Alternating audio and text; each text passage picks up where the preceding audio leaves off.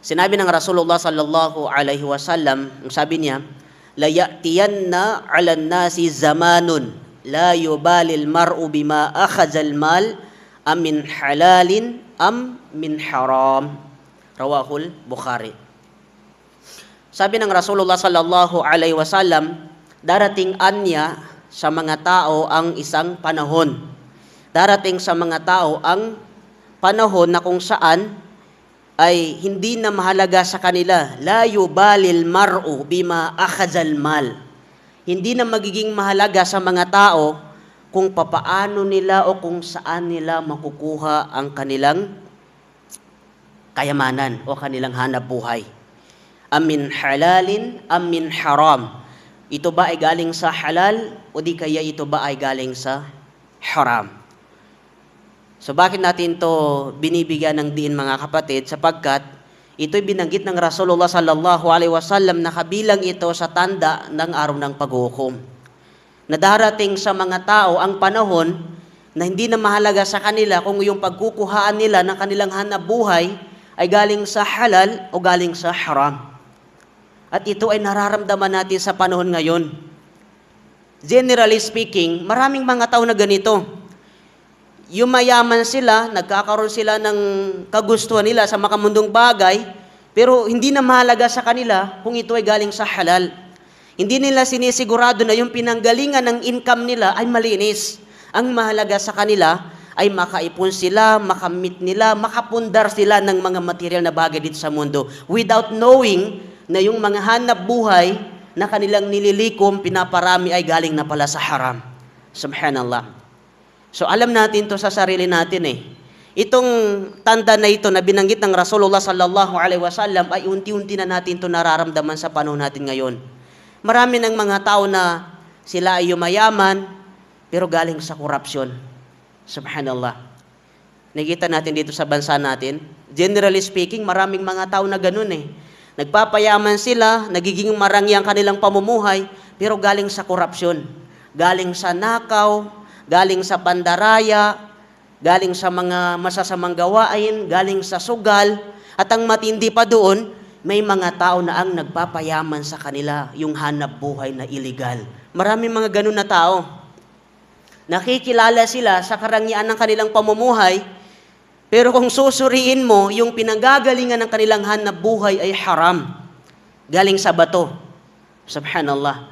Nangyayari na itong sinabi ng Rasulullah sallallahu alaihi wasallam sa panahon natin ngayon. Marami ng mga tao, generally speaking, marami ng mga tao na ganito ang kanilang pamumuhay dito sa mundo.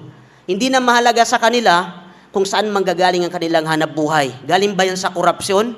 Sa flood control? Galing ba yan sa sugal? Sa kasino? Galing ba yan sa nakaw?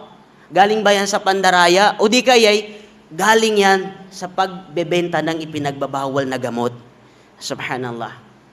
So unti-unti natin nararamdaman mga kapatid, itong tanda na ito na nalalapit na sa atin ang araw ng paghukom na binanggit ng Rasulullah sallallahu alaihi wasallam, maging careless na yung mga tao pagdating sa pinanggagalingan ng kanilang hanap buhay.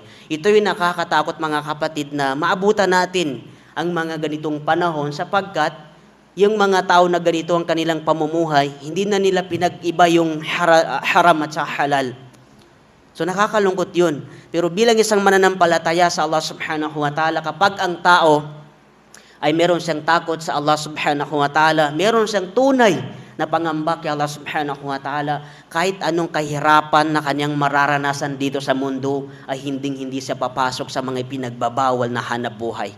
Hindi siya maghanap buhay sa mga gawain na yun na nakakagawa siya ng isang malaking kasalanan kay Allah subhanahu wa ta'ala, kundi magiging sapat lang sa kanila kung ano man yung hanap buhay niya, na itatawid niya ang kanyang pamilya, na ibibigay niya ang kanyang pangangailangan ng kanyang pamilya, ay sapat sa kanya, alhamdulillah. Ganun ang tanda ng isang mananampalataya eh. Kahit maliit lang yung kinikita mo sa trabaho mo, kahit ano lang trabaho mo, at least ito ay marangal, malinis, alhamdulillah, nagiging masaya ang isang mananampalataya sa bagay na yun. At hindi siya nagnanais na mainggit siya doon sa mga tao na yun na mayaman ka nga, pero yung hanap buhay mo ay haram. Dahil sa pagbebenta ng illegal na gamot, ipinagbabawal na gamot, ay maraming mga kabataan ang nawasak, nasirang kanilang kinabukasan dahil lang sa hanap buhay mo. Imagine mo, akala nung mga tao na ganun ang hanap buhay nila, maliit lang yung kasalanan nila. Meron pang isang tao na nagbigay siya ng fatwa tungkol sa bagay na yan eh. Ang sabi nung tao na ito, di baling ang hanap buhay mo ay galing sa ipinagbabawal na gamot. Mas malala, sabi niya, mas malaki ang kasalanan ng isang tao na ang kanyang hanap buhay ay 5'6". Alam niyo yung 5'6", yung nagpapautang ka ng pera tapos may tubo. Tapos minsan, ang ginagawa ng mga nag-5'6", tuwing hapon yan, depende sa kondisyon, pero may mga kondisyon silang tuwing hapon ay magbabayad ka ng 20 pesos, 50 pesos, 40 pesos. Ganun ang 5'6" eh. Unti-unti mong binabayaran yung utang mo. Pero malaking tubo nun, 5'6". Meron pang mas malala sa 5'6". Ang sinasabi ng tao na to, sabi niya, mas malaki daw ang kasalanan ng isang tao na nagpapatubo ng pera kumpara sa tao na ang kanyang negosyo ay ang ipinagbabawal na gamot. Subhanallah. Yung tao na nagsabi ng ganon, wala na siya ngayon kasi dumating sa kanyang pinsala ng Allah. Imagine mo, magsasabi ka na mas mabigat yung kasalanan ng tao na nagpapatubo ng pera kumpara dun sa tao na ang hanap buhay na illegal. Subhanallah. So walang pagkakaiba yung dalawa. Yung dalawa ay parehong haram, parehong ipinagbabawal sa pananampalatayang Islam. Kasi tignan mo yung mga tao na ang negosyo nila ay galing sa bato. Lahat ng mga tao na nasisirang kanilang buhay dahil lang sa klase ng hanap buhay mo, may kasalanan ka. Muslim man o hindi Muslim. Walang pagpipili doon eh. Kung naiisip lang ng tao na gano'n ang hanap buhay niya, bakit ka mag-hanap buhay ng gano'n? Hindi patas yun. Sinisira mo yung kinabukasan ng mga tao. Sinisira mo yung kinabukasan ng mga binata, mga kabataan. Dahil lang sa klase ng hanap buhay mo, ang daming community, ang daming lugar na ang dahilan kung bakit nasira yun, kung ang dahilan kung bakit talamak ang kawatan, talamak ang adik dahil lamang sa illegal na ipinagbabawal na gamot. Dahil lang sa klase ng negosyo mo. So lahat ng mga tao na napinsala mo dahil lang sa klase ng hanap buhay mo, lagi mong iisipin na meron kang kasalanan sa Allah subhanahu wa ta'ala. Meron kang pananagutan doon. Dahil lang sa klase ng hanap buhay mo ay sinira mo ang kanilang kinabukasan. Dahil lang sa klase ng hanap buhay mo ay lumaganap ang kawatan, lumaganap ang mga masasamang loob ng mga tao. So ganun din, kapag ang hanap buhay mo ay nagpapatubo ka ng pera, pumapasok yun sa riba, which is yun ay kabilang sa haram. So, ibig sabihin, kung papipiliin ka, ano yung hanap buhay na magugustuhan mo? Magpatubo ka ng pera? O magtitinda ka, magninegosyo ka ng ipinagbabawal na gamot? Wala kang pipiliin doon. Parehas yun na ipinagbabawal, malaking kasalanan sa reliyong Islam. Lahat ng mga tao na mapipinsala mo dahil lang sa klase ng negosyo mo ay magkakaroon ka ng pananagutan sa kabilang buhay. Paano pa kaya yung hanap buhay, yung kinakain mo, ipinapakain mo sa pamilya mo, sa anak mo, sa magulang mo, sa lahat ng mga tao, nagpapakain ka ng galing sa pinagbabawal ni Allah subhanahu wa ta'ala, mas malaki ang pananagutan mo.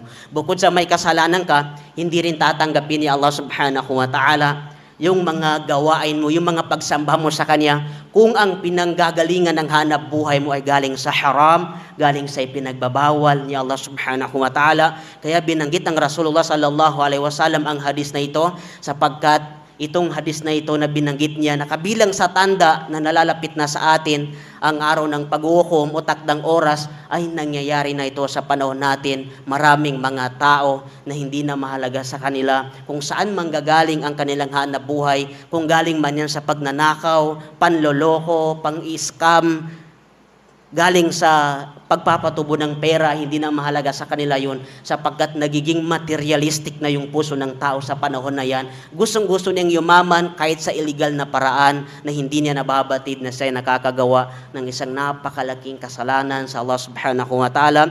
Kaya sabi ng Rasulullah sallallahu alaihi wasallam, Inna mimma akhafu alaykum min ba'di ma yuftahu alaykum min zahratid dunya wa zinataha. Isa sa pinangangambahan sa atin ng Rasulullah sallallahu alaihi wasallam na dumating sa atin yung panahon na bubuksan ng Allah yung biyaya sa isang tao, na kung saan ang isang tao ay mafi-fit na siya, malilinlang siya ng kanyang klase ng pamumuhay dito sa mundo, makita na yung kagandahan, yung palamuti ng mundo, makita na yung mga tao na umaasenso sa kanilang pamumuhay, nagiging marangya sila sa kanilang pamumuhay, na yun ang maging dahilan na matutukso ang isang mananampalataya sa Allah subhanahu wa ta'ala.